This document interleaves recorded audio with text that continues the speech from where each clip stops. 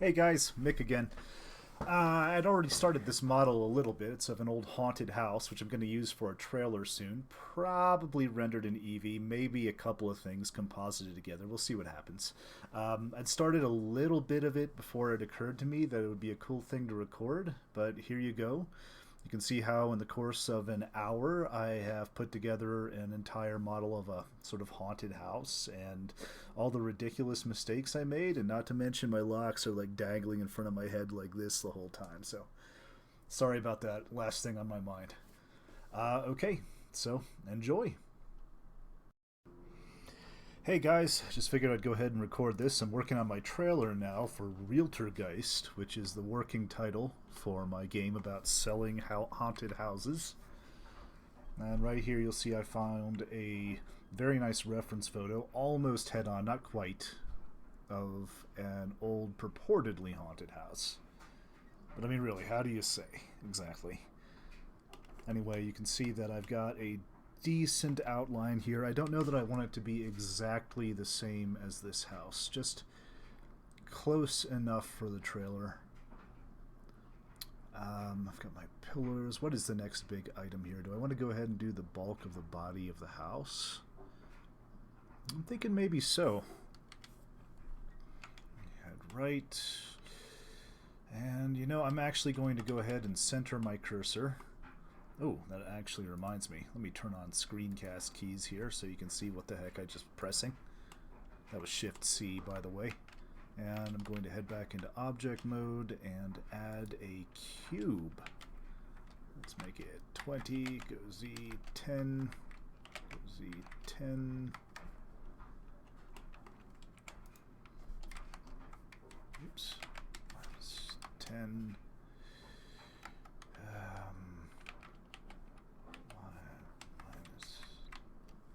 Nope. Go Y minus 10, 25. Yeah, that's a decent start.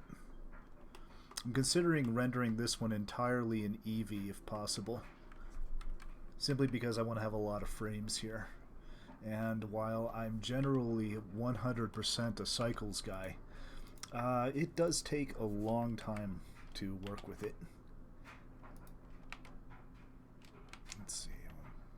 Nope, that didn't write. Did I extrude or Z? 5. Scale X. Let's scale that a little more. Okay, here's one of my tricks. Every time I want something kind of sloped like this, I will add exactly one loop cut into my model, and then bring it back just enough, and then by hitting Control B you can bevel it with the mouse wheel determining how many cuts to make, and there you have it. I think that might have been a little too early though. Also scale this along Y, and I will want to do that toward the median point. Control R, scale Shift Z, whoops, scale Shift Z, and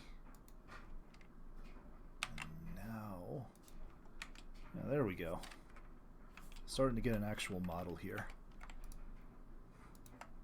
Let me go ahead and do this. I'm going to extrude these and scale them out by 1.1, say.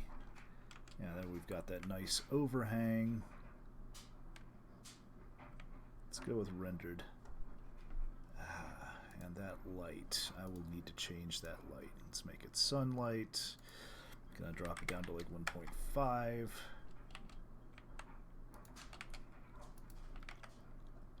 Rotate it. Yeah, that's a nice start. So what's next? I can tell you one thing that's definitely coming next, and that is I attempt to do all of these when there's any kind of symmetry to the model using a mirror modifier from the very get-go, simply because I do not like to have to deal with things twice, and when I finally do have to add asymmetries to it, it's usually safe at that point to go ahead and apply the mirror modifier. What that does is across any axis that you've got selected, specifically along the three main axes, X, Y, and Z. I don't know if you can do it with non-orthonormal ones, but I do know there are mirror objects you can use, so there might be a workaround with that. It is something that might be worth doing a tutorial on sometime, actually. I'll bet I could do that. Generally, it's wise to start with everything axis aligned in the beginning before you add all kinds of crazy asymmetries at the end. Which, don't get me wrong, is extremely important. You can't have anything that looks too normal, but, well, not unless you're trying to make something boring. I suppose that that's something that might actually be a good thing for, say,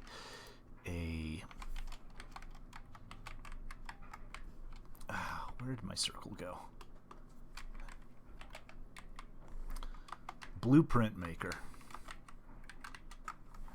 But that's not what I do.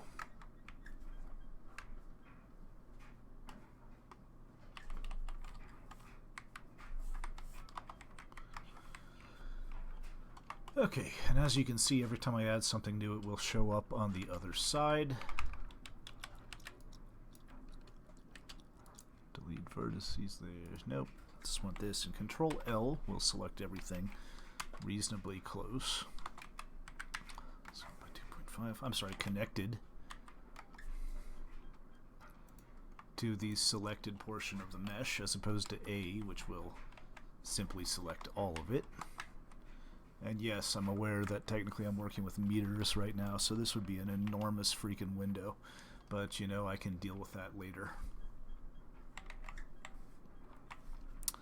when I scale it down. And I'm going to extrude these and scale them about... actually, you know what? Cursor to selected. There we go.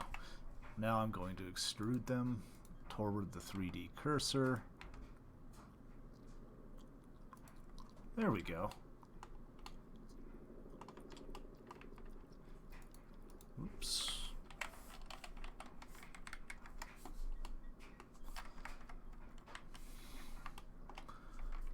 Extrude by 0.25. And it's often okay to have these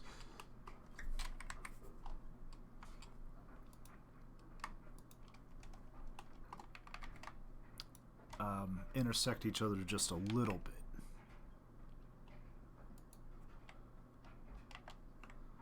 Oops. Do this, cursor to selected, scale X0, and now I'm going to grab this one, Shift S, cursor to selected, oops. X0, holding down Alt and Shift and selecting any kind of an edge will generally suit to select the entire edge. Just follow the lines with it, which is very useful when you're doing something like this. And when you've got two loops that are not connected but should be, you can hit F3 or Control E and just select bridge edge loops, and bam.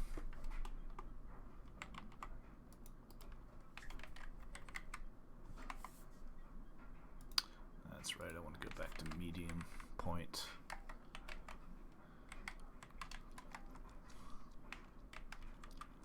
There we go.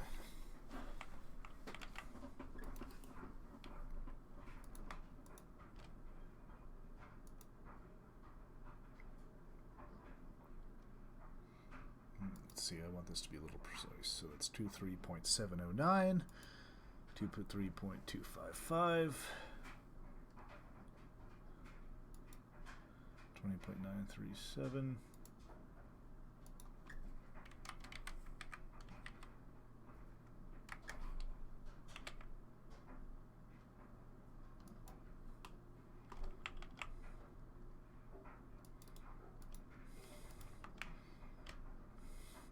This is another case where I actually, if I'd thought ahead,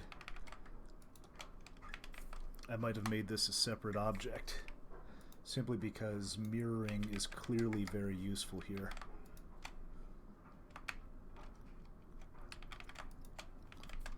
Let's see, 0, 3, delete those.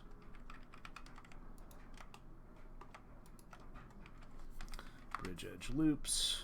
In fact, I may still end up doing that. Cursor to selected. Let me scale this down.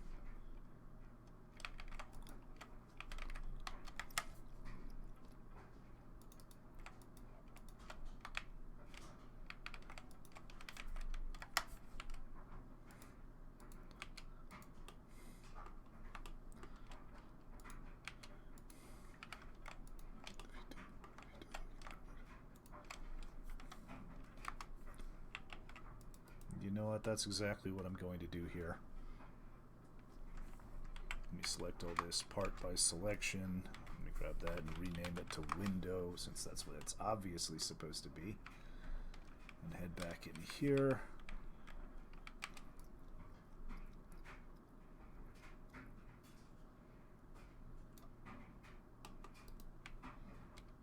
Get rid of those vertices. You know what? I think I actually want this thing to have an origin at the very bottom. Origin to 3D cursor. Oh, hey, I've already got mirror on it. Well, that's great.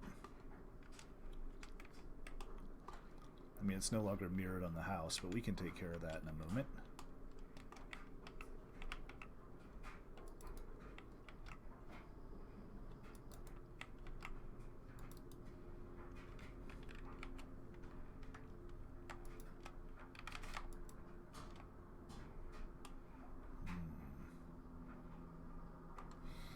Actually, you know what, guys? I think I'm going to take these glass panels and part them by selection with P, because they're going to behave very differently from the rest of the glass, and I may actually even want a volume effect in there. And one thing I already know that I need to do is to select everything and recalculate my normals, because I just flipped which direction they would be in, so they were almost certainly wrong. And now let's go ahead and parent that to the frame. In fact, let's go ahead and rename some of these too. That would be the window.frame. You don't have to use this dot system, but it's important to have some kind of system for these, just so you immediately understand what you were talking about at the time.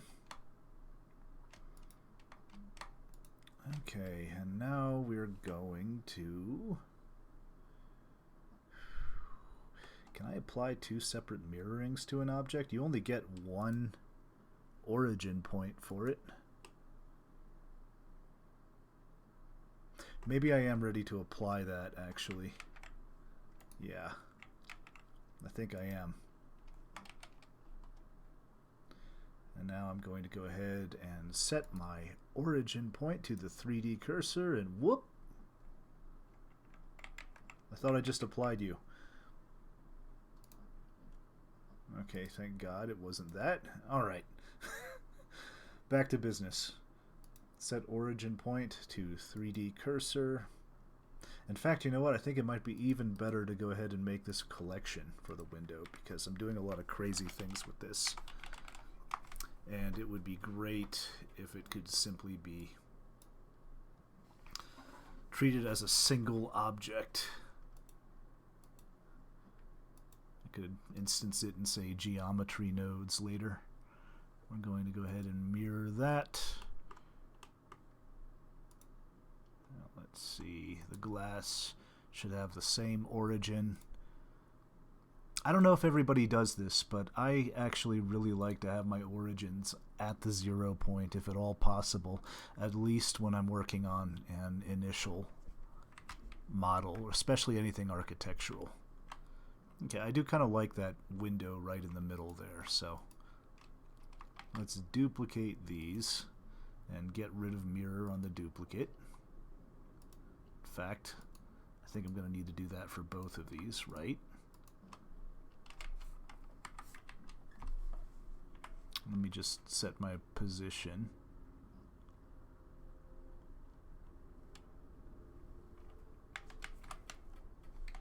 Nope, that isn't going to do it. Actually, selection to cursor, keep offset.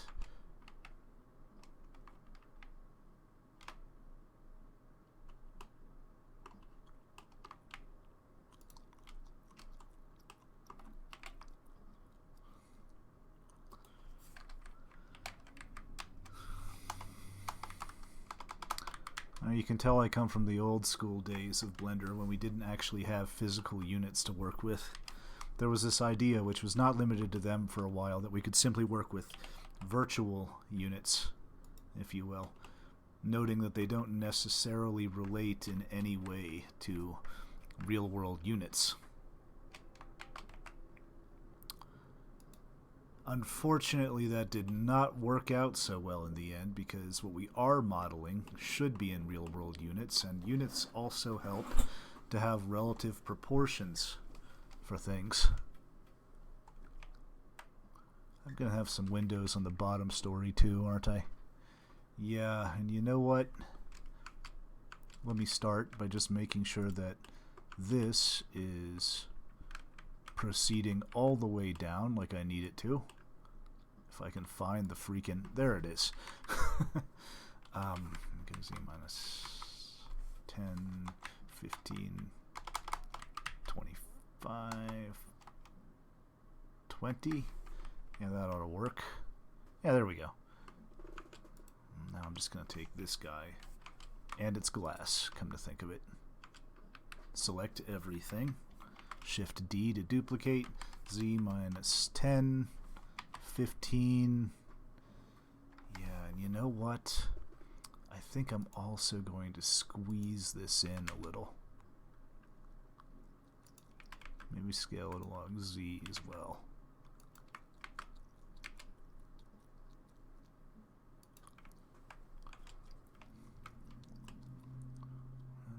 It's looking reasonably good. I still need to add doors to it.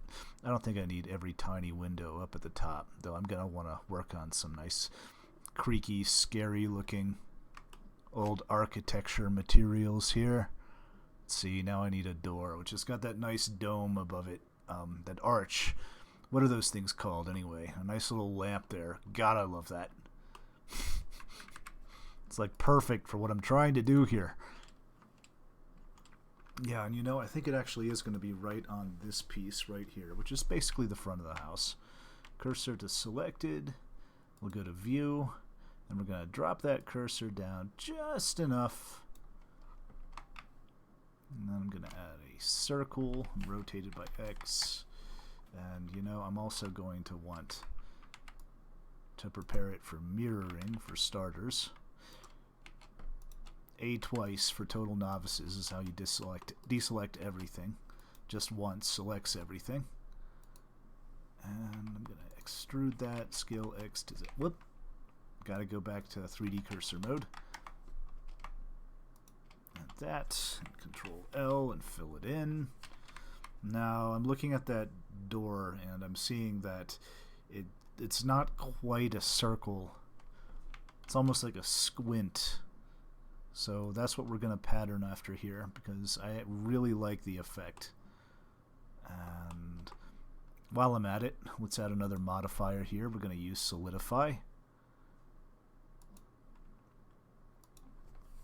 That'd be 1 centimeter. You know, I think that's actually going to do the job, but we're going to be we're going to be realigning everything here anyway. So let's take a look at it rendered. You know, I think I need to drop that a little further down. Just looking at the proportions of it. You know, let me... Selected. Let me scale it out a bit. And, you know, we are actually going to want to extrude this upper edge.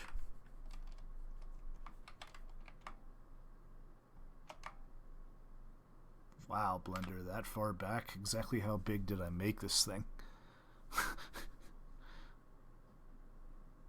I prefer walking over just zooming in because it's better for accuracy to have your camera at an actual different mathematical location than to simply pretend that you are getting closer when you're just zooming in, as you end up with general resolution issues. Cursor to selected.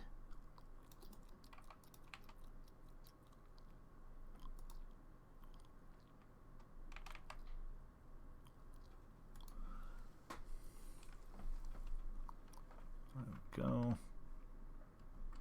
Switch to that. Extrude 0.1. That's right. Yeah, okay. 0.02, since we seem to be in a different kind of arrangement. You can sort of see what I'm talking about with walking instead. Walking is something you can easily move into by holding Shift and hitting the tilde key, for anyone curious. Let me cut into this door.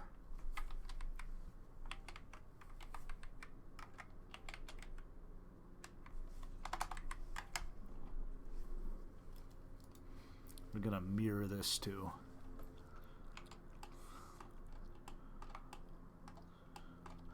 And I'm actually not seeing that, so object set origin, origin to 3D cursor, there we go. Now what we're going to do here is we're going to cut into the shape with a boolean modifier. Which means I'm going to need something that's roughly the same size as the door here. I'm going to say that's about 4 units down. 5, yeah, that'll do.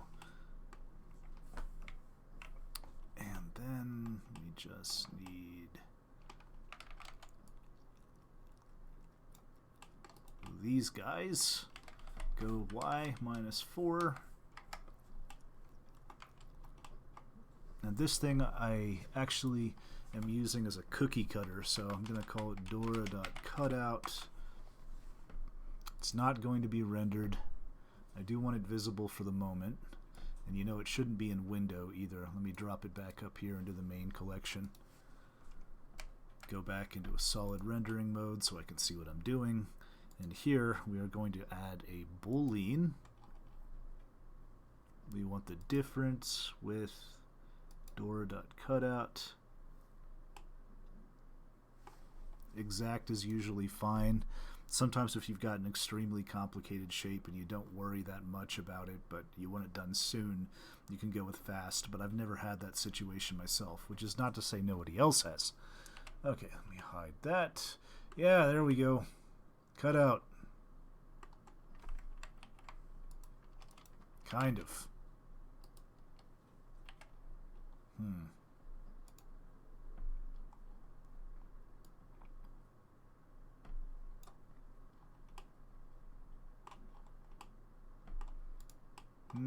Not perfect. When am I going to be able to work with that? Let me think. Actually, let me start by extruding this back. Go back into wireframe mode. Nope, that's not the one I want.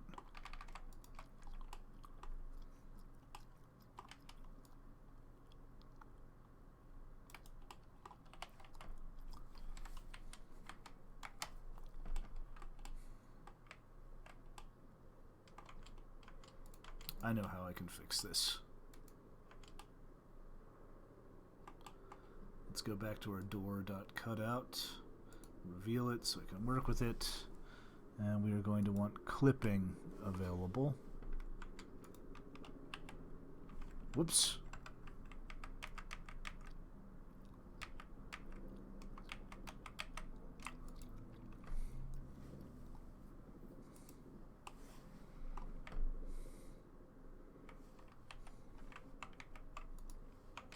Grab this wireframe.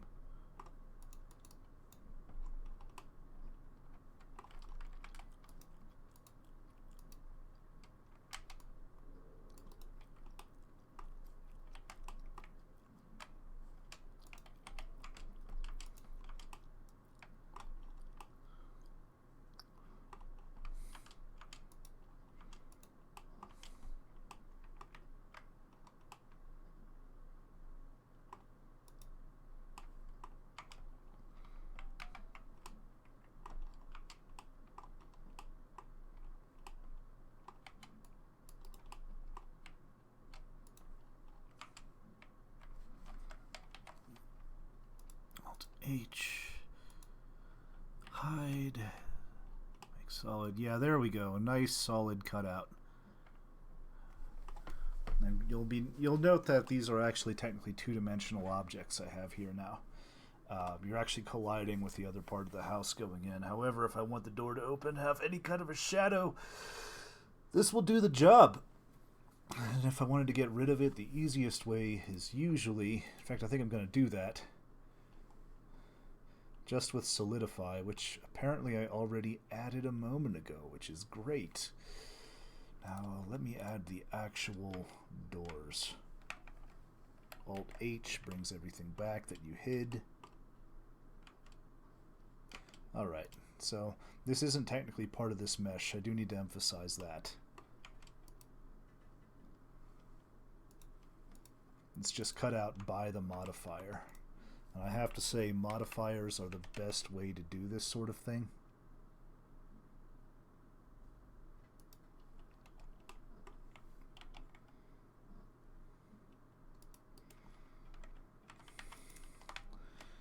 Cursor to selected. This is going to work, right?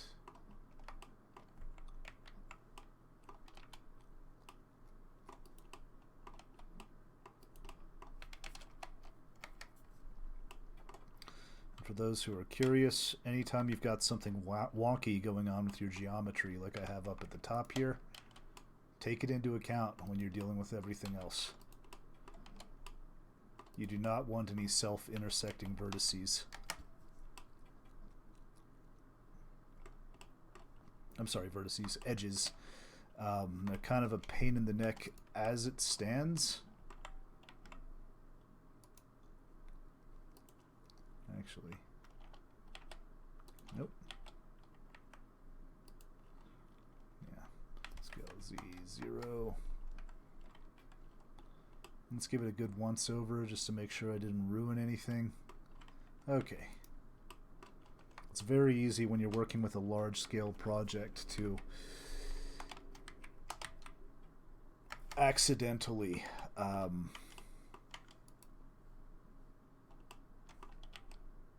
I see, that's just from the mirror modifier.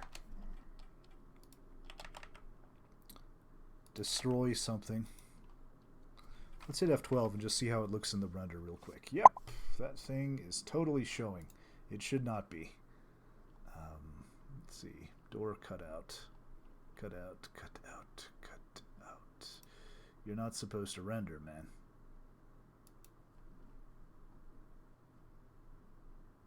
That is the door cutout, isn't it?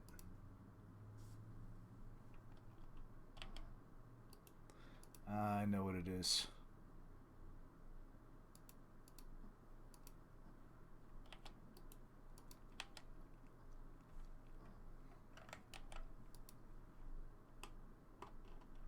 For some reason, this thing is now forming a union instead of a difference.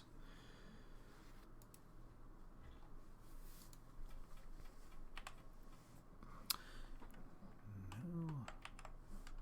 Why are you not forming?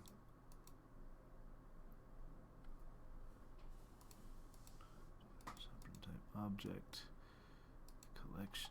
You know what? Let's move it to a collection and try that. Actually, I know what it was. It was because I put those edges in there. Let me try scaling it down a little. Along Y towards its median point.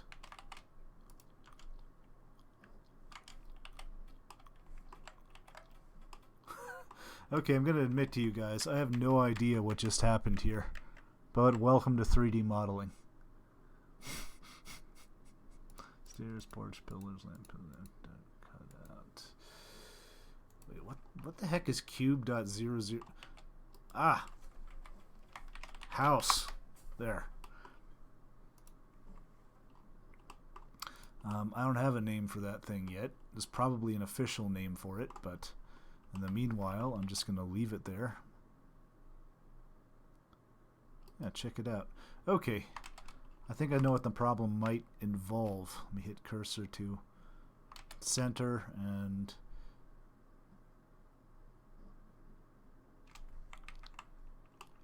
cursor to center, object set origin, origin to 3D cursor, object set origin, origin to 3D cursor.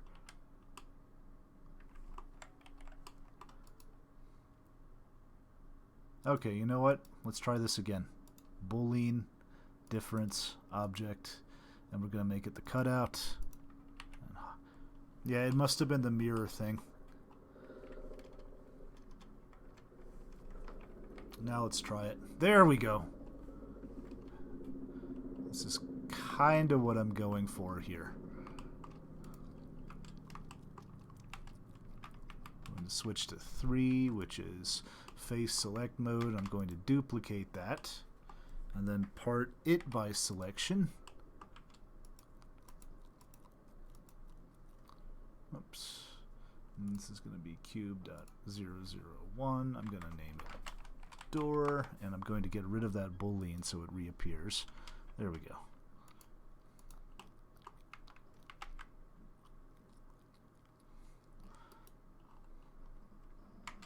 I'm also going to apply mirror because we want these to work separately, and divide it. This is going to be door.right.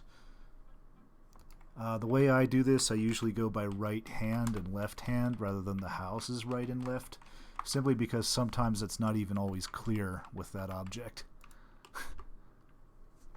And you know, I probably should have done this first, but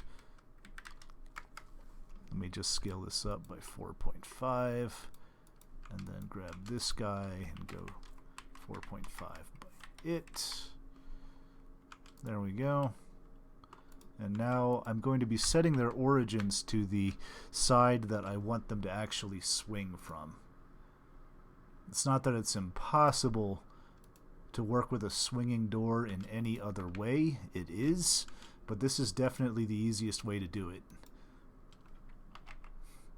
And just like my motto about animation software about cheating intelligently, I'm going to make it 2.5 centimeters in thickness. Solidify. Where's solidify? There it is. 0.0025. Wait, no, 0.025. 2.5 centimeters, not millimeters. Rotate Z. Actually, I may end up remaking one of these from the other one, because now I'm going to be going ahead and adding some old door architecture. This is one of the great times when it's good to have, you know what, that's close enough, everything in 2 dimensions instead of 3. In fact, I will argue very much that we deal with far more than 3 dimensions as modelers. Every time you have so much as a mist layer, you've added another dimension to it, mathematically speaking.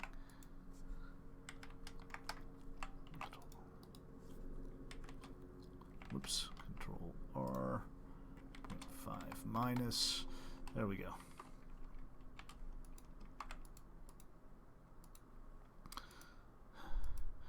And it's always good to have them in mind as you're putting the actual model together.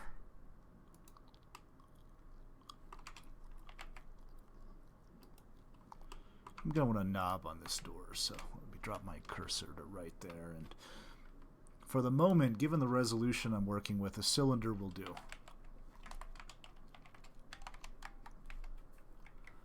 I used to spend a lot of time on things that people would ultimately never see, or it would be in a project which probably couldn't actually handle that kind of resolution. Now, let me tell you, man, this is just a waste of time at the end of the day. Join that together. Great. Now let me get rid of door.left, and I'm going to duplicate door.right. All scale Z minus 1. Oh, you know what? Let me do this by the cursor. Let's say Z scale X minus 1. There we go. And then once again, let me go ahead and demonstrate this actually. I will go ahead and turn on normals. I did turn them on, didn't I? Yeah, let me go into wireframe. You'll notice that they're all facing internally, whereas if I go over to this guy, they're all facing externally. That has everything to do with everything when you start doing animations and shaders and the like. So you want to make sure they're on the outside, and conveniently got recalculate outside there. Bam, finished. Just did 2 doors. Let's see what else I'm missing. Try rendered mode. I seem to recall this having more depth than it does. Here we go.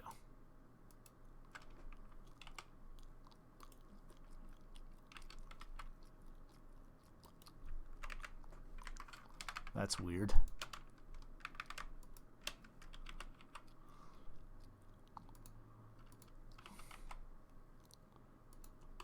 This is also weird. Oops.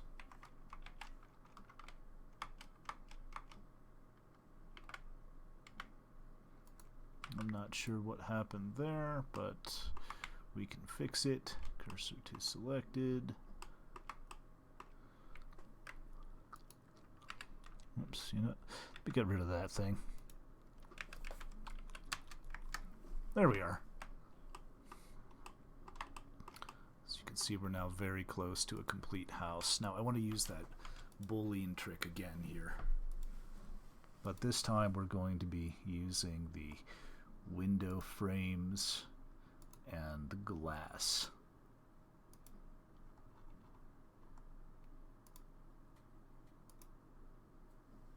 Actually, hang on. Is that window frames? Yes, it is. Okay.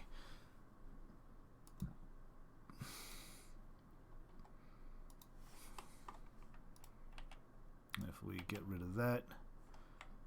Whoop. Yep, I can already see a problem here. Let me apply mirror.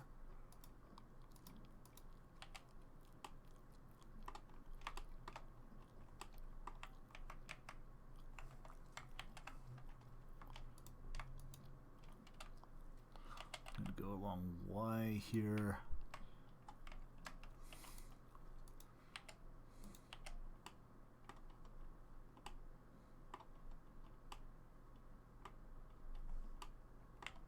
You know what, that's going to be okay, because I likely won't be showing too much of the inside of the house, and if I am, at that point I'm going to go ahead and probably actually start carving it out a bit. So let's look at this one more time. I want that lamp up there, damn it.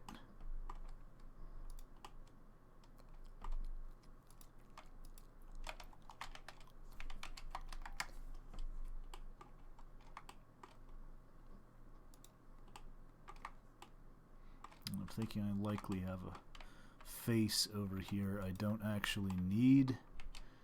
Yep. Actually, only faces, just in case. There we go. Otherwise you end up with a crease in it, which can be a real pain in the neck. And let's see, what the heck is this? Let me delete that face.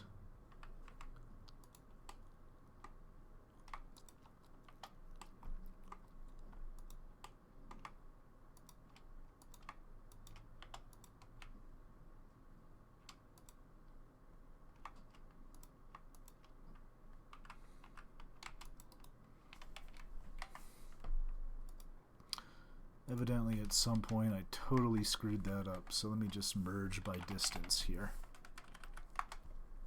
And if I'm going to go with a non-quad, I like it to be an n-gon, not a triangle, so I'm going to dissolve that. Dissolve edge. Okay, fine, delete edge.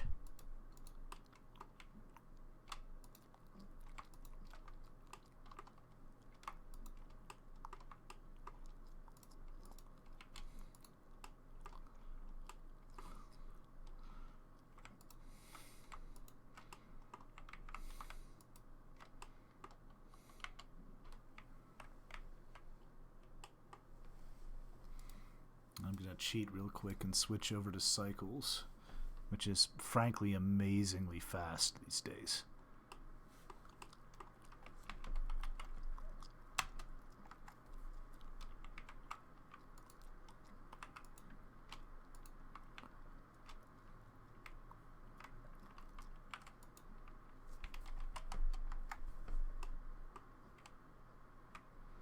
Then we can go back to Eevee since it's our target here.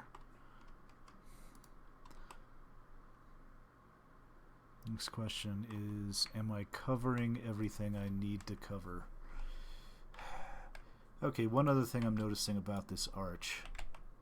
Just make sure I can do something here. Yep.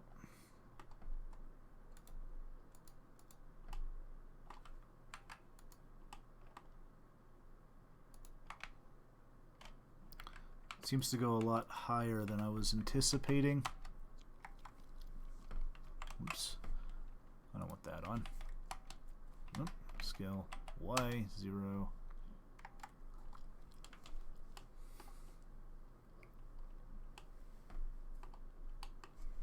So the question is, do I really want to mimic this house perfectly and distort it accordingly, or do I just want to add something else up there? I actually kind of like that lamp hanging down, so let's see what I can do.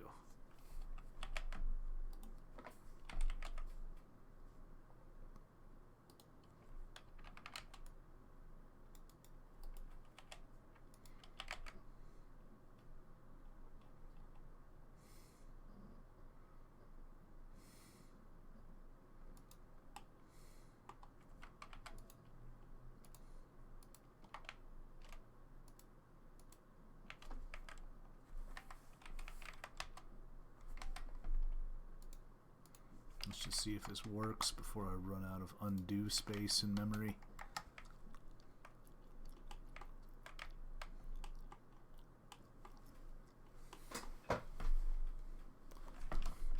I'm not entirely sure it did work, but it seems reasonably fixable.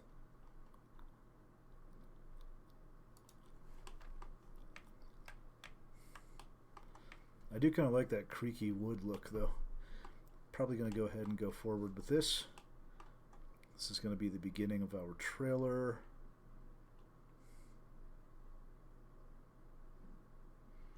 Let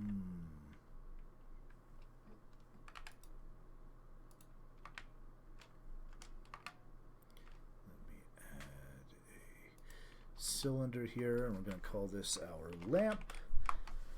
And just like with actual artwork, like hand drawing, you always want to start with things as simple as you can possibly get them.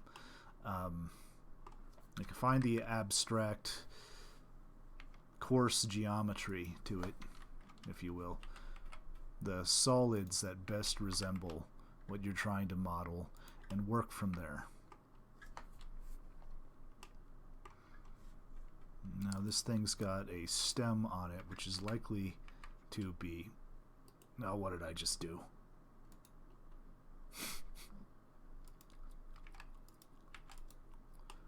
Visible in the final model. So I'm going to mimic that just by creating a little cylinder here, and oops, I for inset, and extrude along Z I said. Now we're going to jump our cursor to it, and we'll add a plane, which we're going to... Whoop. That would explain a lot. Well, no harm done. I'm going to grab that edge. Come on. There you are.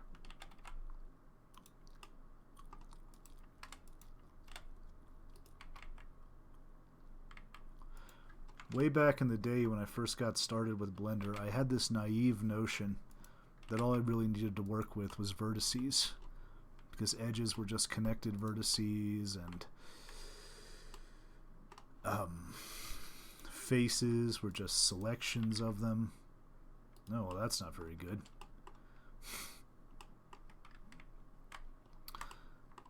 But faces and edges exist for a reason.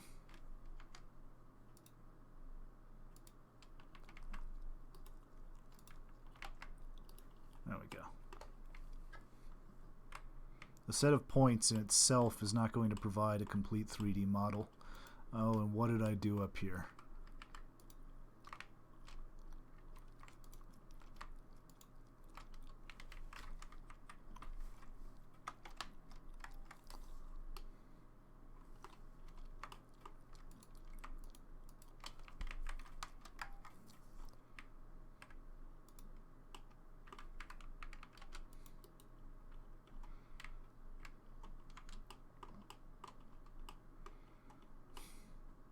This is not what I would refer to as a game-ready model, but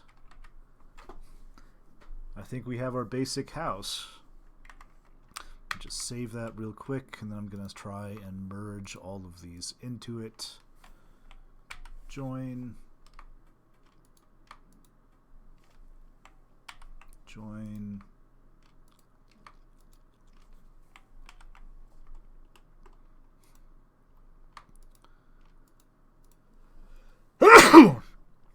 Excuse me. It's an incredibly dusty day out here. Now, one thing you want to be careful with when you're Control-J-ing meshes together is making sure that their modifiers do not start working against your final intention. And of course, I'll be ignoring the doors here, as I want them to animate separately. Whoops. See, there's an example of what I was talking about. This has an array applied to it. That just has a mirror.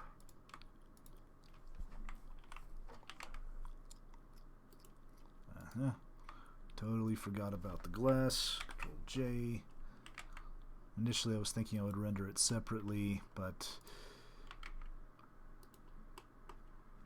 now I want to rotate that by individual origin, just so you know. Whoops. Door.cutout. Okay, well, that's why I went ahead and saved it first. Do not save. Okay. Alright, back to business. Apply. I no longer need door.cutout, so let me get rid of that.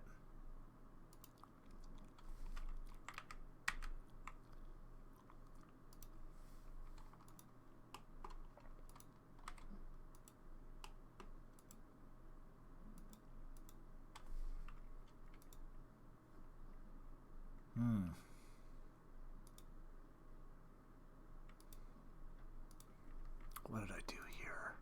See, boolean difference. Oops, rotate by Z, and it is open there. Let me go ahead and apply mirror to everything too, see if that makes a difference. Yes, it did. Okay. Apply, apply, apply. I'm going to be using all my modifiers here.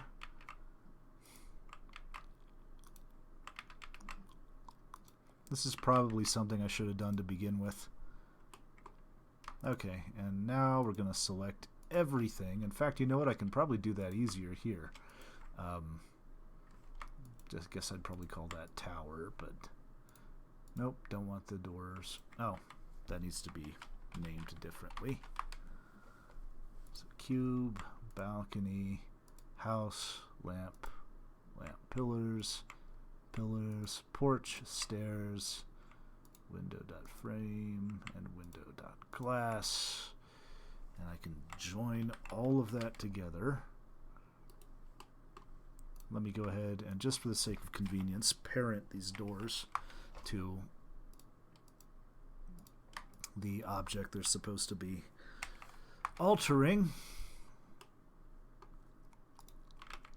Make sure their origins are still where they're supposed to be. Nope. You gotta prepare for everything, especially the stuff you can't possibly see coming.